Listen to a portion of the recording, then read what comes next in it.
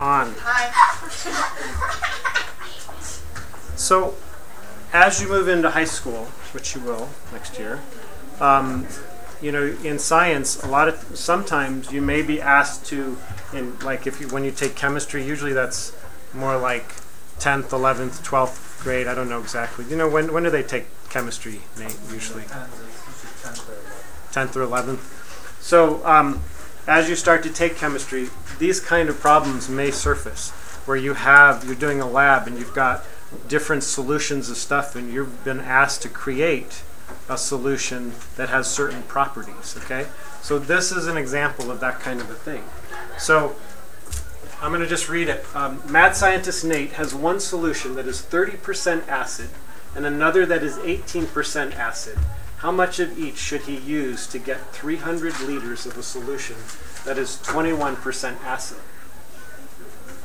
Now, when I first read that, it's confusing. You know what I mean? It's like it gets all jumbled up in my brain, and I need something to organize my thoughts and organize what I'm doing. So I need you to focus, okay? Don't. I'm gonna move you guys if this keeps going on, okay?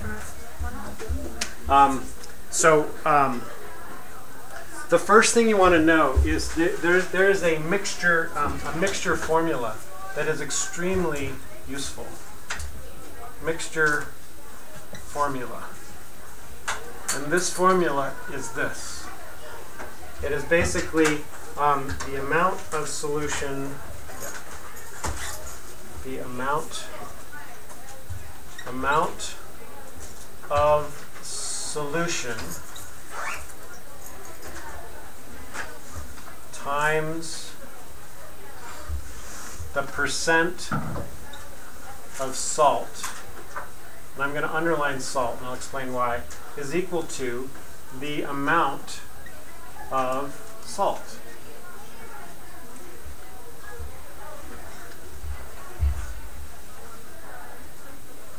So the amount of solution times the percent of salt is equal to the amount of salt. Oh, and underline the word salt in both cases. So the reason I underline the word salt is because salt could be anything. Salt could be sugar. So it could be the amount of solution times the percent salt is equal to the amount of salt. Or acid, or tang, or, lemonade powder. I mean, it could be anything. You know, who knows what it is. But basically, the two underlined parts could be interchanged with anything else, right? So that is what we are going to put at the top of a box that's going to help us organize our material. Okay? So here's what we got. We've got a box, and in that box we've got amount of solution,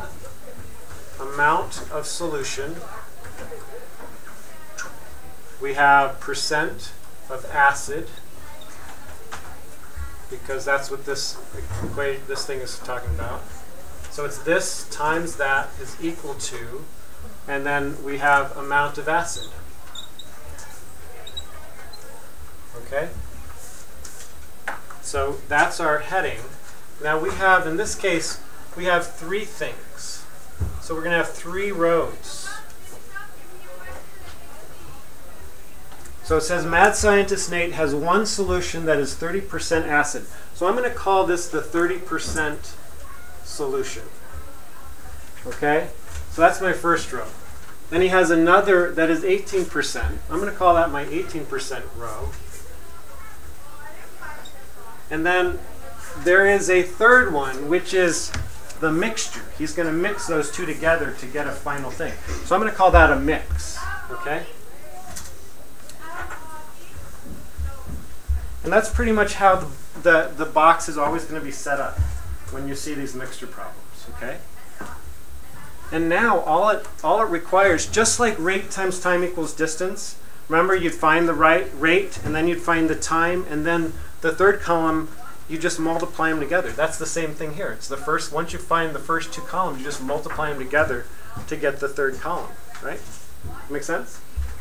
So now we got to just plug everything in. It says Mad Scientist Nate has one solution that's 30% acid.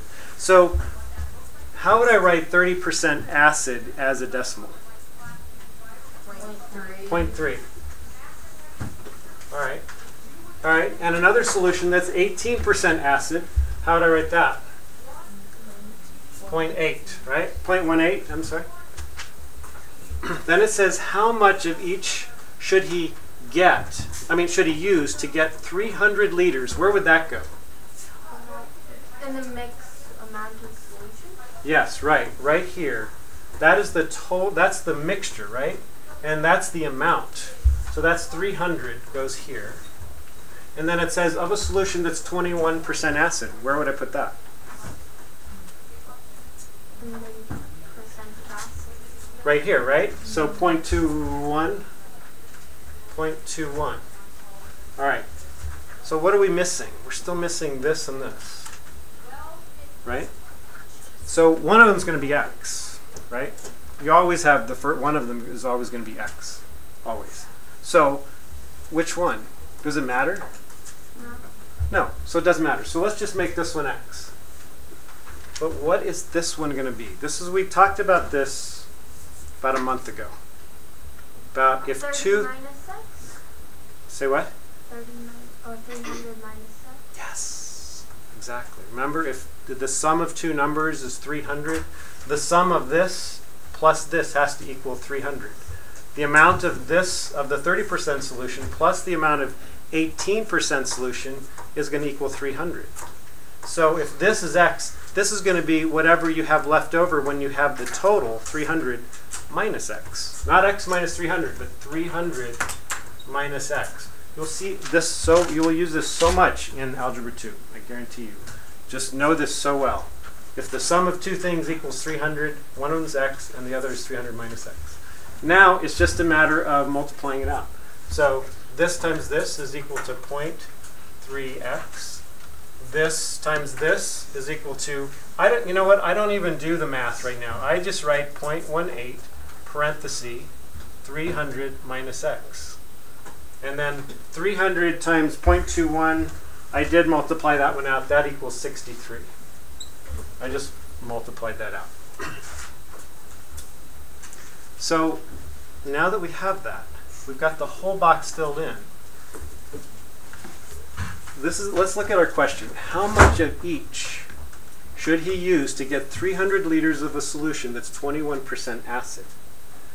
I want the amount of my acid of this, of the 30% solution, plus the amount of my acid of the 18% solution to equal 63, the amount of the total solution, the amount of acid in the total solution, the mixture. Does that make sense? So it's going to be this plus this equals this. So I just write that out. So I got 0.3x plus 0.18 times 300 minus x equals 63. And then, let's see. So now we just do algebra. 0.3x plus 0.18 times 300 is 54. 54 minus 0.18x is equal to 63. And then if I subtract these two, because those are like terms, that's going to give me 0.12, right? So 0.12x, I'm going to subtract the 54 from that side, equals 9. I'm going to divide by 0.12, divide by 0.12, and I would find that x is equal to 75. So make sure that's in your notes. Wouldn't the 0.12 be negative since you're like, everybody kind of... No, because it's 0.3. That's 0.30, right? That is 0.30. So you're subtracting 0.18 from 0.30. 0.3 is bigger than 0.18. Okay? So x is 75. So what does that mean? Let's go back. How much of each should he use? Okay, well, x, we look at our chart. He should use 75 liters of the 30% solution. So 75 liters of 30% solution, right? And then how much of this, of the 18% solution? 300 minus 75, what's that? 225. 225. So 225 liters of the 18% solution. So you found your answer. All right? So homework's going to have several of these problems. And then there's one other type of problem. So tell me when you've written this all down. Make sure, I just want to make sure everybody's got it down. You have it down? Not done.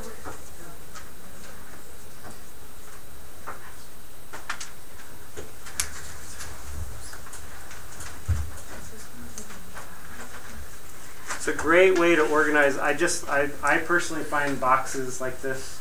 It can take all this complicated information. You can do it without the box. But the boxes, just like with rate times time, you know, I'm giving you things that are fairly simple.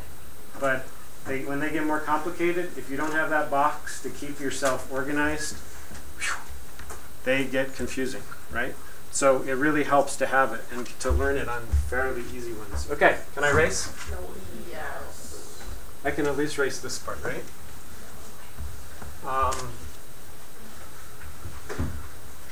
And maybe I can just use my box.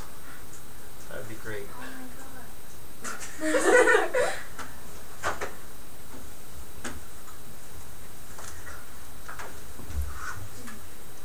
Actually, I don't even know what the next problem is yet, so I can't remember. All right. Okay. So number 2. So write this in your notes. How much water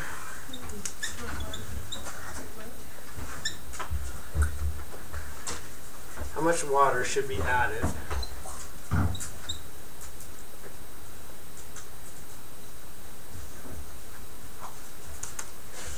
to 800 milliliters of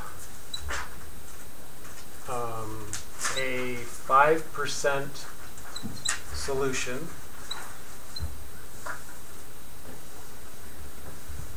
Sorry. 5% sugar solution.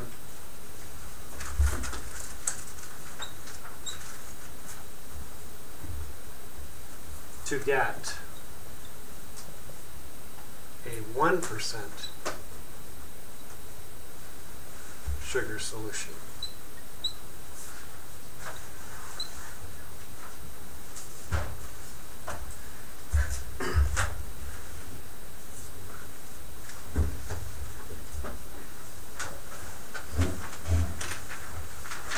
Becky, you write these down.